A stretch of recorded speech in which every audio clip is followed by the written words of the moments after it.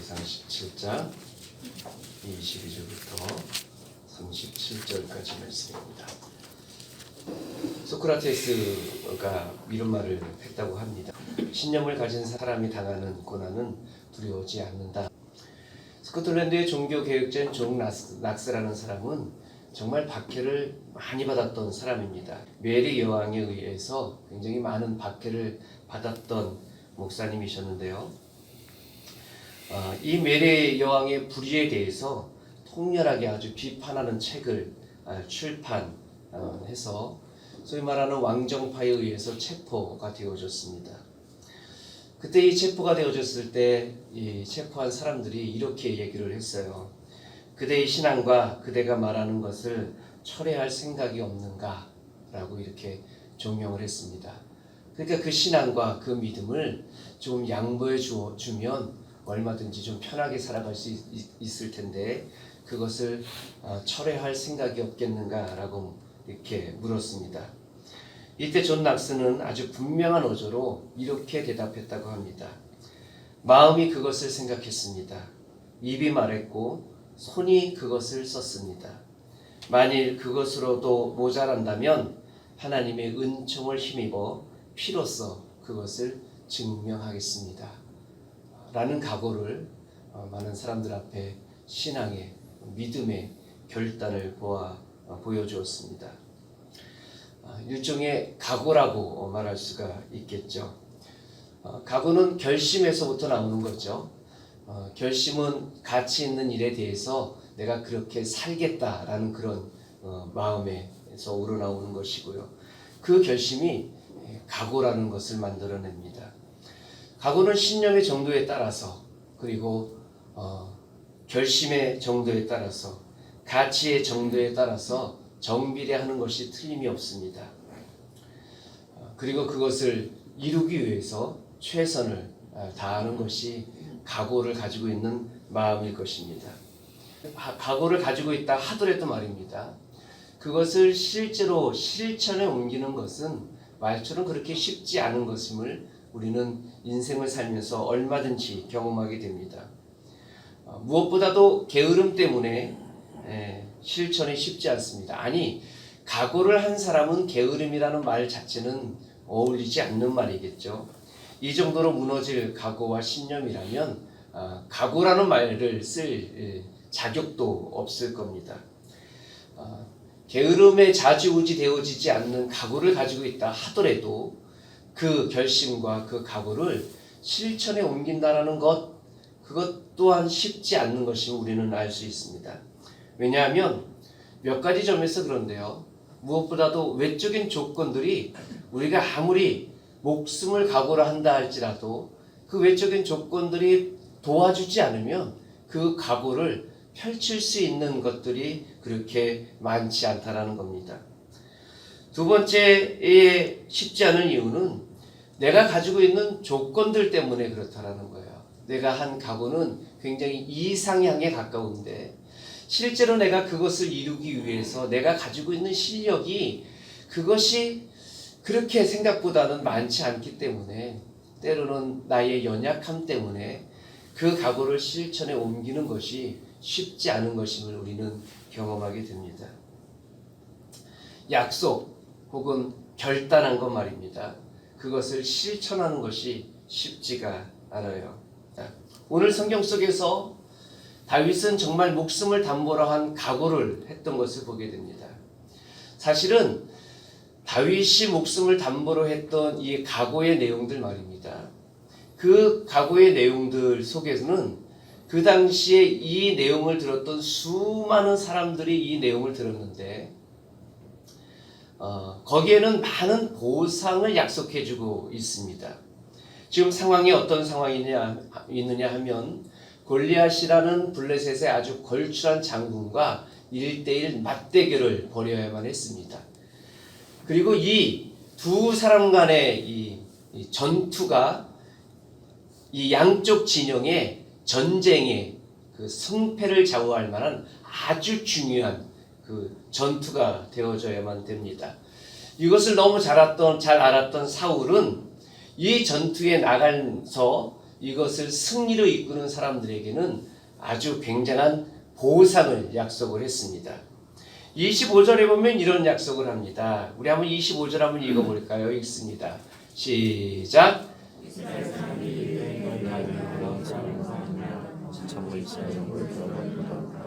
그를 죽이는 사람은 많은 재물로 부하게 하고 그의 딸을 그에게 주고 그 아버지 집을 이스라엘 중에서 세금을 면제하게 하리라.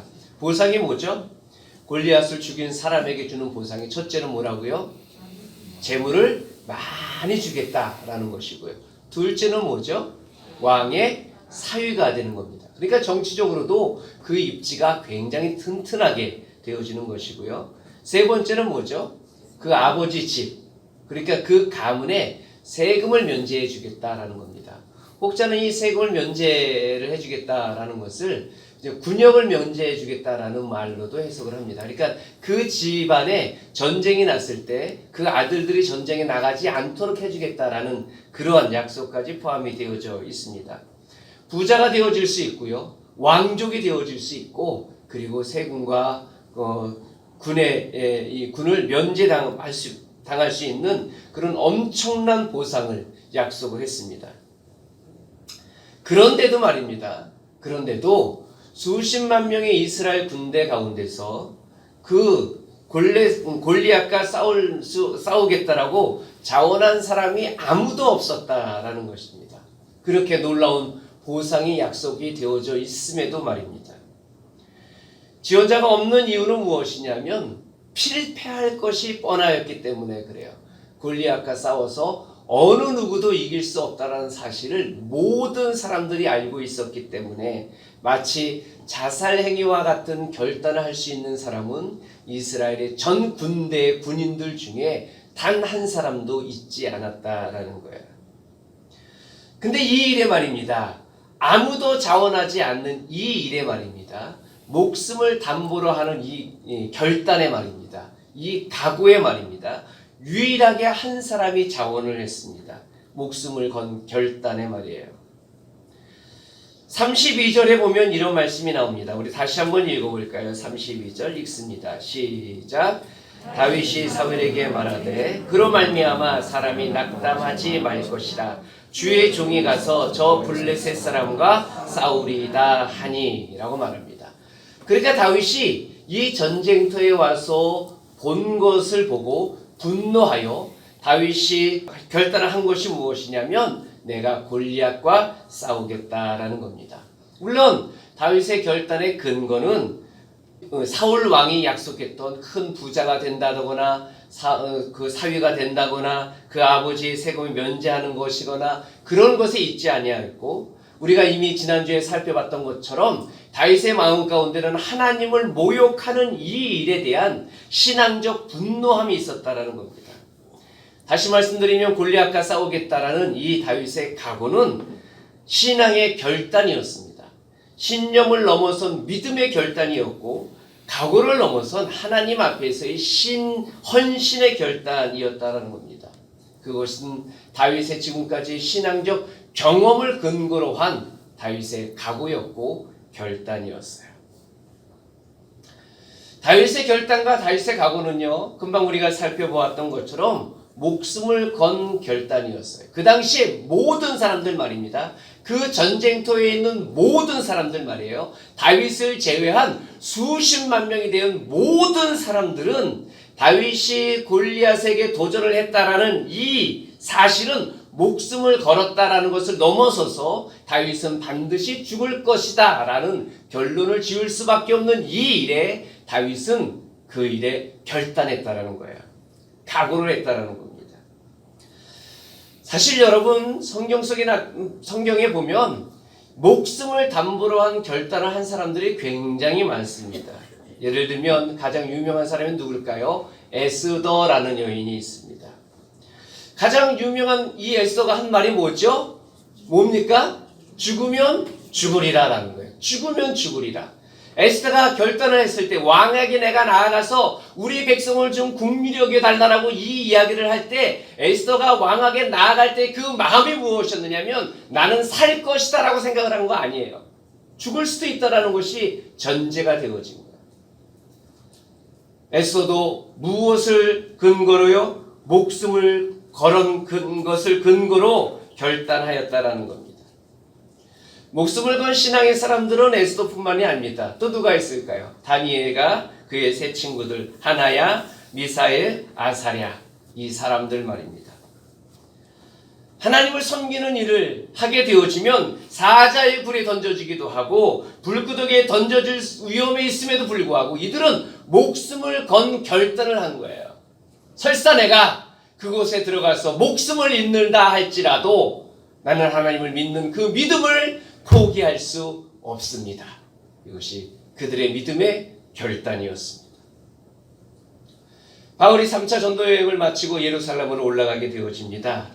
예루살렘에 올라가면 무슨 일이 일어날지를 바울도 알았고 바울을 사랑하는 사람들도 알았어요. 그가 예루살렘에 올라가면 큰 고난을 당할 것이고 심지어는 목숨의 위협까지도 받을 수 있었을 겁니다. 사도행전 20장 24절을 보면 바울은 이렇게 고백을 해요. 내가 달려갈 길과 주 예수께 받은 사명 곧 하나님의 은혜의 복음을 증거하는 일을 마치려 하면은 나의 생명조차 조금도 귀한 것으로 여기지 아니할 것이다. 이렇게 얘기를 해요. 그러니까 바울이 예루살렘으로 올라가는 그 길에 많은 사람들이 막았어요. 올라가면 죽습니다. 제발 올라가지 마세요. 눈물을 흘리면서 막았어요. 근데 사울의 이야기는 무엇이냐면 내가 그 일에 내 목숨을 건다라는 겁니다. 그것이 가장 귀한 것이다라고 말해요. 그 다음 21장에도 거의 비슷한 말로 고백을 하는데 바울이 대답하되 여러분 어찌하여 울어 내 마음을 상하게 하느냐. 사람들이 울면서 바울을 가기를 못하게 막고 있는 거예요. 그러면서 이렇게 이야기를 합니다. 나는 주 예수의 이름을 위하여 결박당할 뿐 아니라 예루살렘에서 죽을 것을 각오하였노라. 이렇게 얘기해요. 각오하였노라. 목숨을 건 각오라는 거예요. 여러분 지금 다윗의 이 결심은 무엇이냐면 결심이 아니라 각오에 가깝다라는 겁니다. 목숨을 걸었다라는 거예요. 거기에 생명을 걸은 것이 다윗의 결정이었어요. 여러분 그러면 이렇게 결정이 되어졌으면 무엇인가 이 결정한 것에 대해서 말입니다. 각오한 내용에 대해서 무엇인가 일이 빨리 진척이 되어야 되지 않겠습니까? 골리앗과 싸우기를 원했으면 다윗이 얼른 나가서 군복을 입고 무엇인가 골리앗 앞에 나가서 바로 전쟁을 하고 전투를 벌여야만 되는데 그 과정 가운데 어려움이 있었다. 각오하였고 결단하였지만 그 각오와 결단을 막는 장애물들이 있었어요. 무엇일까요, 여러분? 그것은 크게 두 가지로 나눌 수 있습니다. 첫째는 외부적 요인이고 두 번째는 다윗 개인의 문제가 있었던 거예요.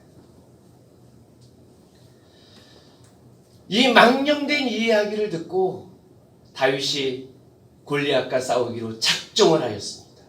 그런데 골리앗 앞으로 나아갈 수 있는 방법이 없는 거예요. 어떻게 이 어린아이가 골리앗 앞에 나아가서 전쟁을 할 수가 있겠습니까? 그래서 여러 사람들에게 똑같은 얘기를 반복해서 묻습니다. 정말로 왕이 무슨 보상을 해주겠다고 말했느냐라고 똑같은 이야기를 반복을 해요.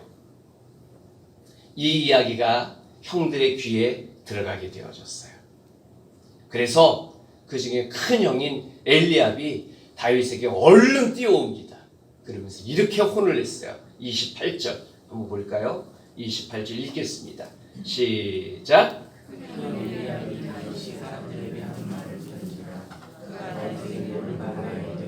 내가 어찌하여 이리로 내려왔느냐? 들에 있는 양들을 누구에게 맡겼느냐?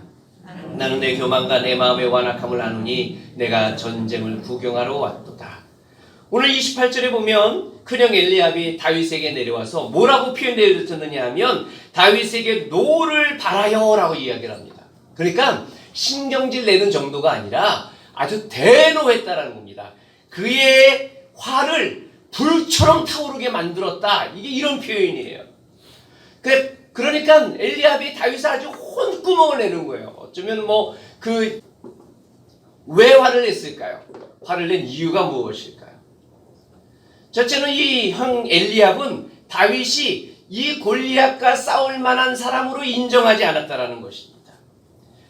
엘리압의 표현이 이렇습니다. 내가 어찌하여 이리로 내려왔느냐라고 말하는 거예요. 내가 어찌하여 이리로 내려왔느냐.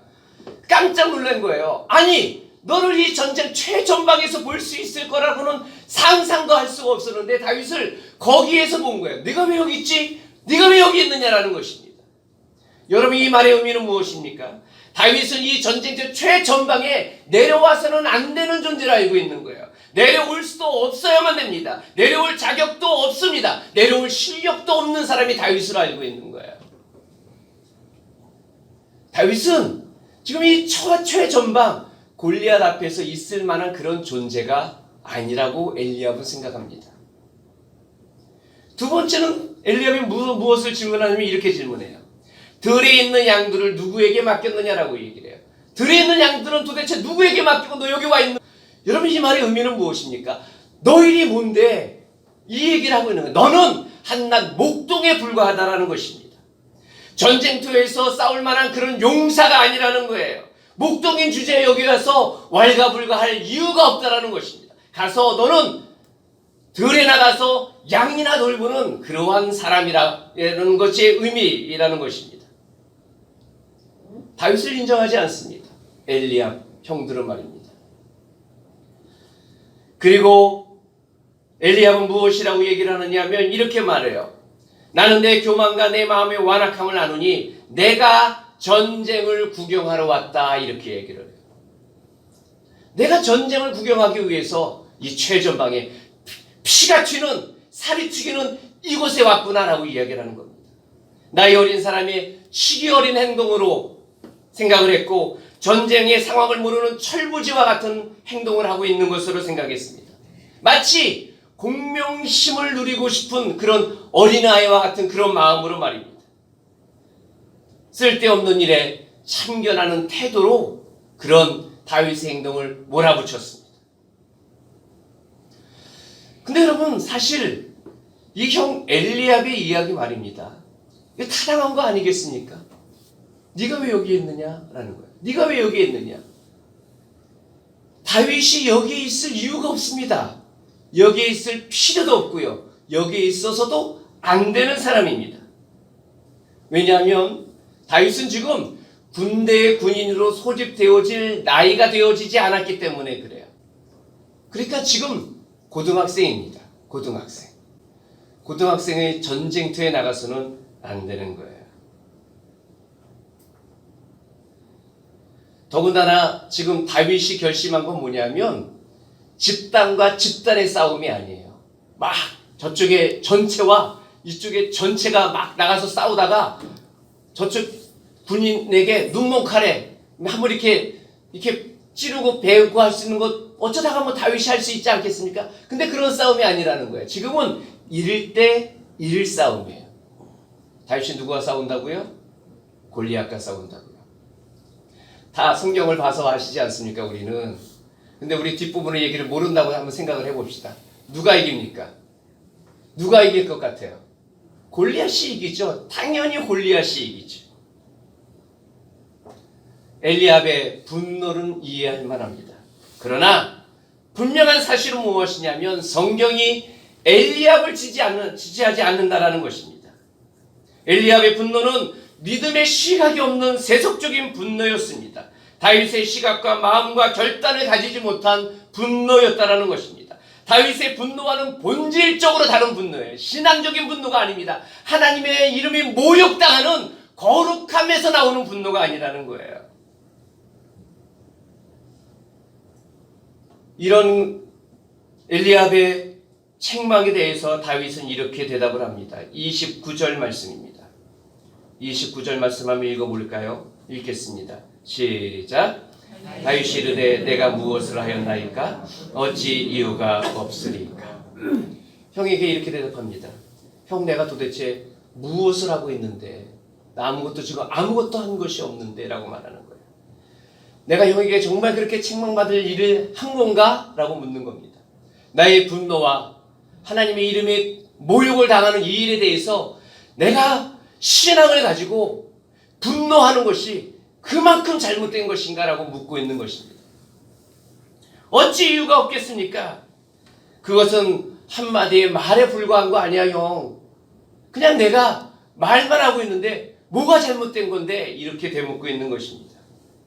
틀림없는 분명한 이유가 있다라고 엘리압을 진정시키고 있는 거예요.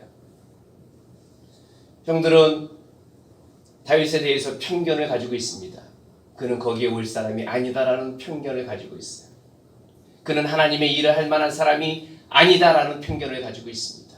그는 골리앗을 이길 수 있는 사람이 아니다라는 편견을 가지고 있습니다. 그는 하나님의 거룩한 일을 감당할 만한 그런 존재가 아니다라는 편견을 가지고 있는 거예요.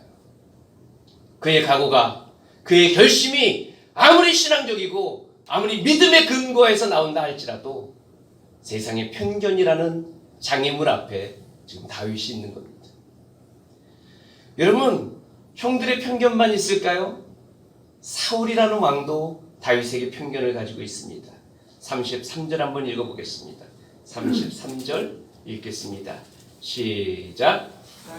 다윗에게 이르되 내가 가서 저 블레셋 사람과 싸울 수 없으니 너는 소년이요 그는 어려서부터 용사임이니라. 사울이 이야기합니다. 고등학생 한 명이 왕의 앞에 나왔어요. 그러면서 당돌하게 이렇게 말합니다. 왕이시여, 이제부터 낙심하지 마십시오. 용기를 내십시오. 왜냐하면 내가 골리앗과 싸울 겁니다. 내가 반드시 승리해서 골리앗을 죽일 거니까 걱정 붙들어 매시기를 바랍니다. 걱정하지 마세요라고 당돌하게 얘기하고 있는 거예요. 여러분, 우리가 사울 왕이라면요, 다윗을 어떻게 보겠습니까? 예진이가 어느 날 제가 너무 아파가지고 설교를 할 수가 없어요. 그러니까 우리 장로님들 앞에 가서 이렇게 말합니다. 장로님들 걱정하지 마세요. 이번 주 설교는 제가 맡겠습니다. 그리고 장로님들이 예진이를 뭐라고 보겠습니까? 저것이 이렇게 보지 않겠어요? 당돌하게 보지 않겠습니까? 그 정도가 아니라는 거예요. 생명을 거는 각오거든요. 생명을 건 결단이라는 겁니다. 사울이 보니까는 얼마나 뭐라 그럴까요? 가짠타라고 말하면 좀 과격할까요? 얼마나 뭐 한편으로는 귀엽기도 했겠지만 뭐 그랬겠지 않았겠습니까? 그러면서 이렇게 말합니다.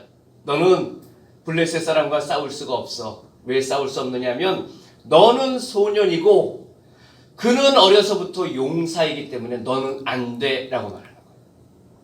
너는 청소년이고 저 사람은 수백 번의 전투를 경험한 대단한 용사이기 때문에 상대가 되질 않아 라고 말하는 것입니다.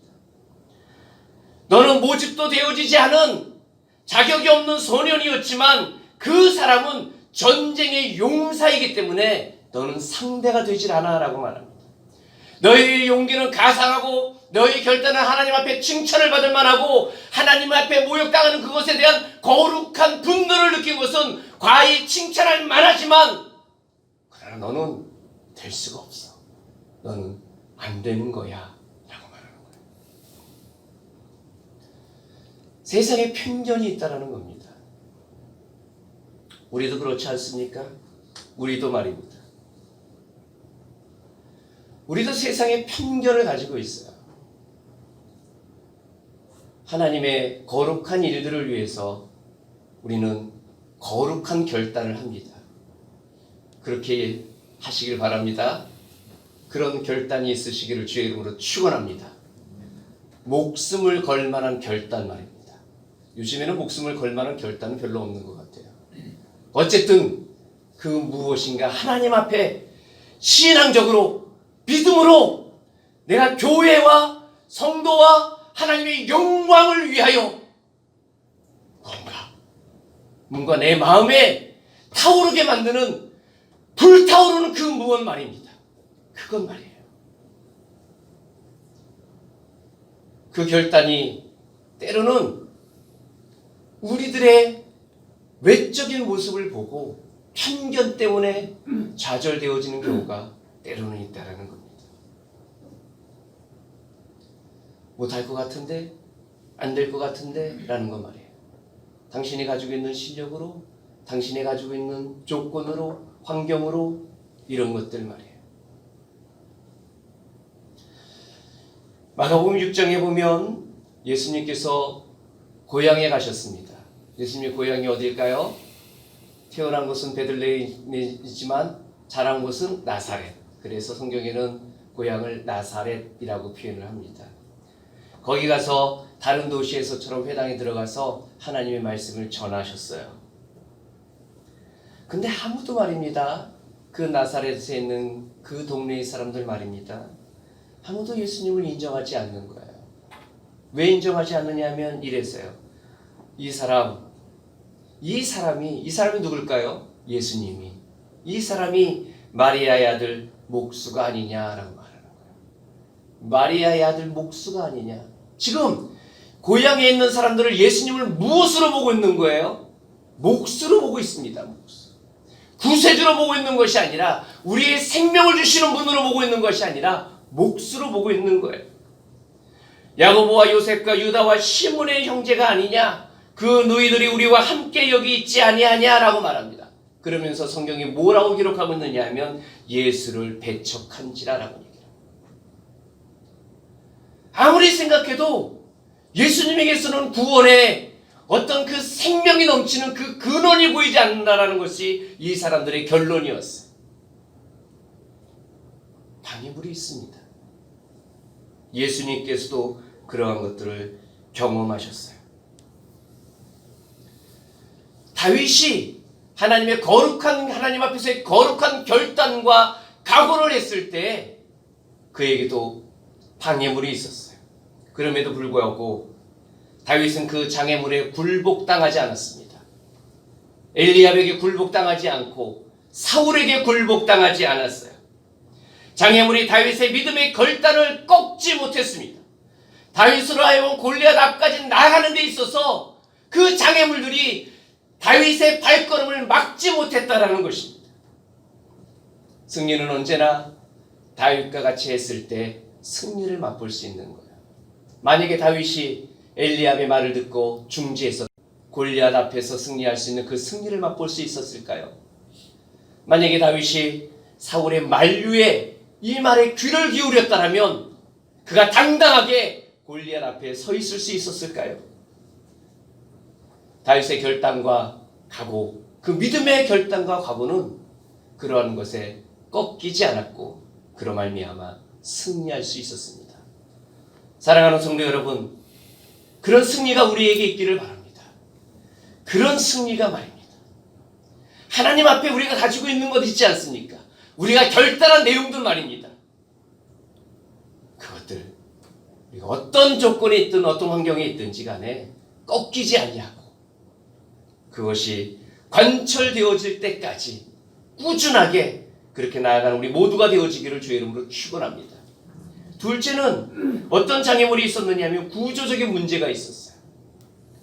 무슨 이야기냐 하면 다윗이 골리앗 앞에 갈 수가 없었습니다.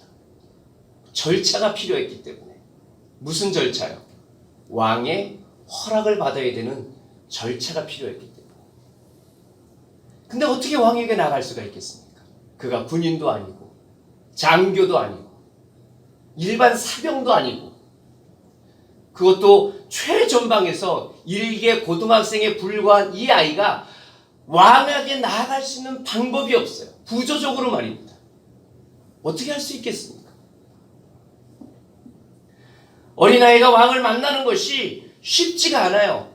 자기가 하나님 앞에 가지고 있는 이 거룩한 결단을 왕에게 얘기해서 골리앗과 싸우러 나가야 되는데 그 왕에게 나가는 것이 쉽지가 않다라는 것입니다. 결단을 옮길 만한 수단이 없는 거예요. 물리적으로 구조적으로 어려움을 겪고 있는 겁니다. 어떻게 방법이 없습니다. 어떻게 하면 좋을까요? 방법이 없어서 포기했을까요? 다윗이 말입니다. 다윗은 포기하지 않았어요. 그 문이, 그 길이 열릴 때까지 끊임없이 두드렸던 것이 다윗이었어요. 여러분, 다윗의 방법이 무엇이었습니까? 한 사람 붙들고 얘기하고 또 한 사람 붙들고 얘기하고 또 한 사람 붙들고 얘기하고 또 한 사람 붙들고 얘기하고 30절 말씀 한번 볼까요? 30절, 31절 한번 읽겠습니다. 30절, 31절 시작.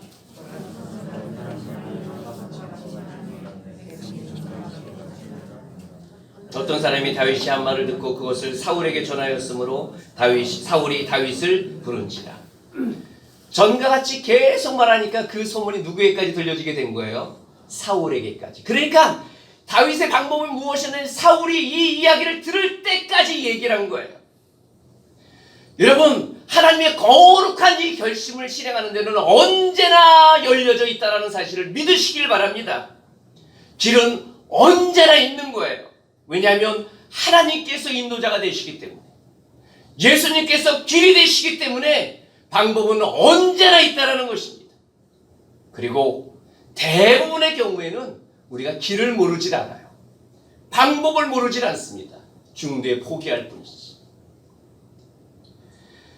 우리가 가지고 있는 신앙적 결단이 그것이 정말 신앙적 결단이라면 얼마든지 길을 찾을 수 있습니다.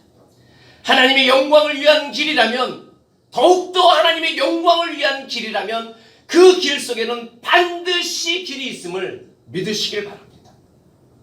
우리는 단지 그 길을 찾기 위해서 꾸준히 노력하면 되는 거예요. 사울은 물리적인, 외적인, 구조적인 문제가 있었음에도 불구하고 그는 그의 결단과 그의 각오를 포기하지 않았습니다. 길을 찾을 때까지 찾아 나눴던 끊임없는 신앙을 가졌던 사람이 다윗이었음을 오늘 성경 속에서 보게 됩니다. 승리는 어디에서 있을 수 있었을까요? 골리앗은 어떻게 이길 수 있었을까요? 불신앙의 시각들 가운데서는 골리앗을 이길 수 없습니다. 형의 안목, 사울의 안목에서는 승리를 맛볼 수가 없어요. 형이 다윗을 본 안목은 무엇이냐면 다윗은 어리다, 다윗은 경험이 없다, 다윗은 목동에 불과하다. 거기에서는 승리가 있을 수 없습니다. 다윗에게 본 것은 무엇이냐면 다윗은 전쟁에 경험이 없다, 그는 어리다라는 겁니다. 그에 반해서 골리앗은 강하고 골리앗은 용사이고 직업군이다라는 거예요. 거기에서는 승리를 찾을 수가 없습니다. 형이 잊고 있었던 것이 하나 있었습니다.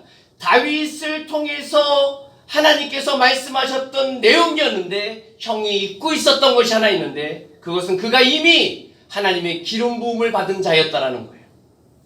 하나님의 마음에 합한 자가 다윗이었다라는 사실을 잊고 있었던 거예요. 거기에는 승리를 맛볼 수 없습니다. 사울은 다윗에게 있어서 모르고 있는 것이 하나 있었어요. 무엇을 몰랐느냐? 곰과 사자의 턱을 움켜쥐고 싸울 수 있을 만큼의 하나님께서 다윗과 함께 하셨다라는 이 사실을 사울은 모르고 있었어요. 그래서 거기에는 승리가 있을 수가 없습니다. 승리는 어디에서 맛볼 수가 있느냐 하면 다윗의 믿음에서만 맛볼 수 있는 겁니다. 다윗의 안목 신앙적 결단에서만 승리를 우리가 바라볼 수 있는 거예요. 주님의 뜻이라면 끊임없이 돌파구를 찾는 다윗의 신앙 속에서 승리를 맛볼 수가 있는 겁니다. 실패할 것을 예상한 불신앙은 패배할 것이고 승리할 것을 확신한 믿음은 결국 승리할 것입니다. 사랑하는 성도 여러분, 예수님을 향한, 하나님을 향한 우리들의 신앙의 결단이 승리를 끝났으면 좋겠습니다. 우리에게도 그런 결단의 달콤한 열매에 그것을 맛보았으면 좋겠습니다. 골리앗을 거꾸러뜨리는 그 놀라운 승리를 우리도 경험하셨으면 좋겠습니다. 어디에서 그것을 경험할 수 있을까요? 다윗과 같은 신앙의 결단을 통해서 말입니다. 그리고 그 결단 앞에 어떤 장애물이 있다 할지라도 묵묵하게 그 믿음의 신앙의 결단을 마음에 품고 하나님의 영광을 위해서 정진해 나갈 때, 그때 거기에서 비로소 골리앗이 쓰러지는 것을 우리는 목격할 수 있습니다. 그리고 우리 모두가 되어지기를 주의 이름으로 축원합니다.